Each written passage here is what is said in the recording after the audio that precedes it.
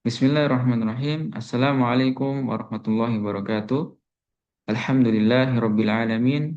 Wassalatu wassalamu ala asrafil anbiya'i wal mursalin sayyidina wa maulana Muhammadin wa ala alihi wa sahbihi ajmain amma ba'du. Perkenalkan, nama saya Muhammad Rian Fahrudin, mahasiswa Prodi Ilmu Al-Qur'an dan Tafsir semester 5. Pada kesempatan ini, saya akan mentahrid sebuah hadis dari kitab Sahih Bukhari. Adapun yang akan saya bahas adalah melihat redaksi hadisnya, ya. Kemudian riwayat hadis yang serupa, kemudian derajat para perawi, kemudian ayat-ayat Al-Qur'an pendukung yang relevan, kemudian yang terakhir adalah kesimpulan. Namun sebelum itu saya akan membacakan sebuah quotes terlebih dahulu. Setiap sanad membawa cerita, setiap matan menyimpan hikmah. Maka tugas kita bukan sekadar membaca, tapi menelusuri jejak kebenaran. Dan hadis yang akan saya tahrij adalah hadis nomor 6345 dalam kitab Sahih Bukhari. Berikut ini adalah redaksi hadisnya. Hadatsana Musa bin Ismail, hadatsana Uhaibun, hadatsana bin Tawus an abihi, an Abi Hurairah qala qala Rasulullah sallallahu alaihi wasallam, iyyakum wadh-dhann fa inna adh-dhanna akdzabul hadis. Wala tahassasu wala tajassasu wala tabaghadu wala tadabaru wa kunu ibadallahi ikhwana.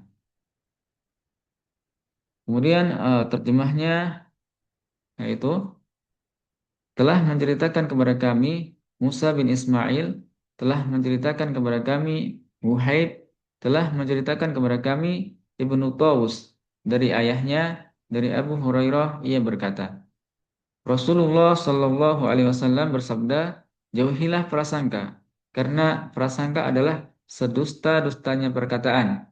Jangan mencari-cari kesalahan, jangan memata-matai, jangan saling membenci, jangan saling membelakangi, dan jadilah kalian hamba-hamba Allah yang bersaudara. Kemudian berikut ini adalah derajat para perawi. Yang pertama ada Musa bin Ismail. Musa bin Ismail dinilai sikoh oleh Abu Dawud. Kemudian setelah itu ada Wuhaib bin Khalid.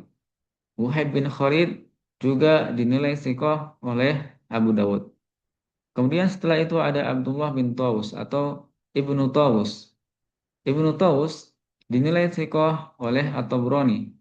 Kemudian ayahnya yaitu Tawus bin Kaisan juga dinilai sikoh oleh At-Tabrani. Kemudian setelah itu yaitu Abu Hurairah. Abu Hurairah adalah sahabat Nabi. Kemudian Abu Hurairah mendapatkan hadis tersebut langsung dari Rasulullah Shallallahu Alaihi Wasallam. Hadis yang serupa juga diriwayatkan oleh beberapa imam hadis dari berbagai riwayat, di antaranya yaitu Imam Muslim dalam kitabnya Sahih Muslim dalam bab berbakti menyambung silaturahmi dan adab. Nah, dalam kitab ini hadis tersebut bernomor 2563.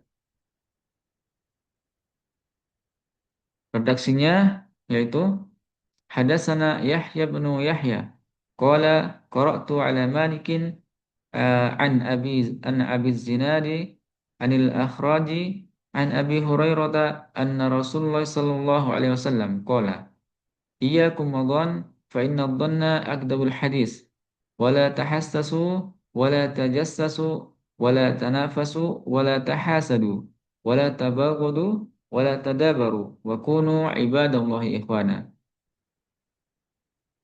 Artinya telah menceritakan kepada kami Yahya bin Yahya, ia berkata, aku membaca kepada Imam Malik dari Abu Az-Zinad, dari Al-A'raj, dari Abu Hurairah bahwa Rasulullah Shallallahu Alaihi Wasallam bersabda, jauhilah oleh kalian prasangka, karena sesungguhnya prasangka itu adalah ucapan yang paling dusta. Dan janganlah kalian mencari-cari kesalahan, dan janganlah kalian memata-matai, dan janganlah kalian saling berlomba dengan niat duniawi. dan janganlah kalian saling dengki, dan janganlah kalian saling membenci, dan janganlah kalian saling memutus hubungan. Jadilah kalian hamba-hamba Allah yang bersaudara. Ini riwayat redaksi dari riwayat Imam Imam Muslim. Kemudian ada juga Imam Abu Dawud dalam kitabnya Sunan Abu Dawud nomor 4917. Hanya saja periwayatan Abu Dawud ada sedikit pengurangan kalimat hadis, yaitu iyyakum wadhan fa inna dhanna akdabul hadis wala tahassasu wala tajassasu. Ini kalimat yang tidak ada dalam redaksi riwayat Imam Abu Dawud. Kemudian ada juga Imam Malik dalam kitabnya Muwatta nomor 2640. Pada periwayatan Imam Malik ada penambahan kalimat wala tanafasu, ya. Iyyakum wadhan fa inna dhanna akdabul hadis wala tajassasu wala tahassasu wala tanafasu. Nah, ini adalah tambahan pada riwayat Imam Malik. Wala tanafasu wala tahasadu wala tabaghadu. Di situ tertambah wala tanafasu. Al-Qurtubi berkata, yang dimaksud dengan dhon atau prasangka dalam hadis ini adalah tuduhan tanpa sebab yang jelas. Seperti seseorang menuduh orang lain berbuat zina tanpa adanya tanda-tanda yang menunjukkan hal itu. Artinya, dia hanya sekedar menuduh saja tanpa membawa bukti-bukti yang valid untuk membenarkan tuduhannya. Karena itu, Nabi Shallallahu Alaihi Wasallam menyambungnya dengan sabda, dan janganlah kalian saling memata-matai, wala tajassasu. Sebab biasanya seseorang ketika muncul prasangka dalam hatinya, ia ingin memastikan kebenarannya. Lalu ia mulai memata-matai. Nah, setelah dia mendapatkan kabar bahwa prasangkanya itu benar, maka biasanya dia akan menyebarkan aib saudaranya kepada orang-orang sekitarnya. Maka hal itu sangat dilarang dalam agama. Hadis ini juga sejalan dengan firman Allah Subhanahu wa taala dalam surat Al-Hujurat ayat 12. Wala tajassasu wala yaqtab ba'dukum ba'dha. Dan janganlah kalian saling memata-matai dan janganlah sebagian kalian menggunjing sebagian yang lain. Ya. Jadi di dalam susunan ayat tersebut sebenarnya di sebelumnya tadi ada perintah untuk menjaga kehormatan seorang muslim dengan sebaik-baiknya, dimulai dari larangan untuk berprasangka buruk.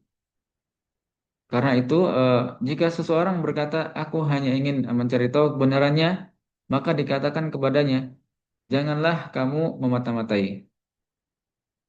Dan jika ia berkata, "Aku sudah tahu," tanpa memata-matai, maka dikatakan kepadanya, "Janganlah kamu menggunjing." Ya, karena orang kalau sudah tahu keburukan saudaranya, maka biasanya dia akan menggunjing dengan orang-orang satu circle dengan dia. Dia akan membicarakan keburukan-keburukan orang lain, yang mana itu bersumber dari prasangka buruk tadi. Kemudian kesimpulannya, prasangka buruk dilarang karena ia merusak kepercayaan dan persaudaraan, ya. Jadi prasangka buruk ini sangat dilarang karena efeknya dia akan merusak rasa kepercayaan, ya, rasa percaya kita kepada saudara-saudara kita, ya. Kalau kita sudah dirasuki oleh prasangka buruk, maka kita tidak akan percaya lagi dengan orang-orang di sekitar kita. Kemudian juga merusak persaudaraan, ya.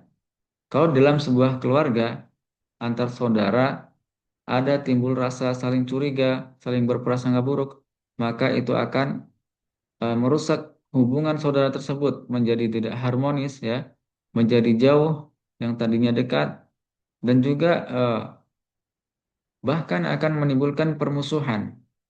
Nah, di era informasi yang serba cepat dan sering tidak utuh, prasangka buruk ini mudah berubah menjadi fitnah dan konflik, ya.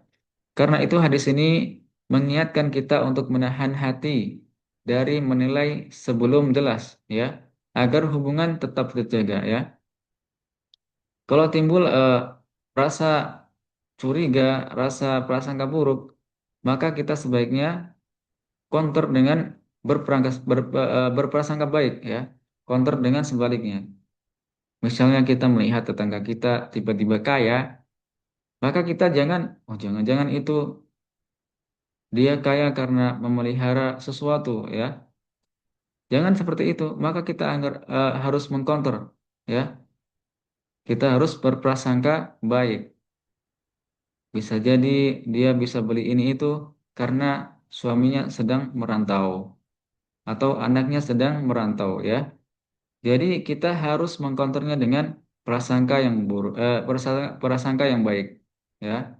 Karena prasangka yang baik itu akan mempererat rasa kepercayaan dan juga rasa persaudaraan, ya. Itu akan membuat harmonis, ya, akan mengurangi eh, sebab-sebab yang menimbulkan permusuhan. Itu adalah prasangka yang baik. Kemudian tajasus atau memata-matai dilarang karena ia melanggar privasi dan membuka aib yang semestinya ditutup, ya. Dalam konteks modern, perilaku ini muncul lewat misalnya kita membuka pesan pribadi teman kita atau mencari kesalahan lewat jejak digital atau menyebarkan rekaman tanpa izin, ya. Larangan ini menegaskan bahwa menjaga privasi adalah fondasi kehormatan dalam masyarakat, ya. Bisa jadi ketika kita awalnya kita iseng saja membuka pesan teman kita karena itu sesuatu yang sesuatu yang apa namanya? Sesuatu yang sensitif. Kemudian terkadang kita niatnya bercanda, tapi ternyata orang yang kita candain tersebut merasa tersinggung. Akhirnya rusaklah hubungan pertemanan kita atau persaudaraan kita. Jadi itu sangat dilarang dalam agama, ya. Dan juga misalnya kita mencari kesalahan orang lain lewat jejak digital, ya, yang seharusnya itu tidak menjadi ranah kita. Misalnya kita ada kasus, ya, misalnya ada kasus seorang selebritis terkait dengan perselingkuhan.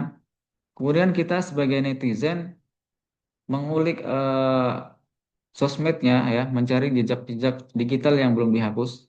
Nah, itu bukan wewenang kita, ya. Jadi eh, kita tidak boleh karena kita tidak memiliki wewenang kecuali memang itu dalam kasus hukum, maka pihak hukumlah atau pihak berwajiblah yang memiliki wewenang untuk memata-matai tersebut, mata-matai orang yang bersangkutan. Kita sebagai netizen sebaiknya berprasangka baik saja.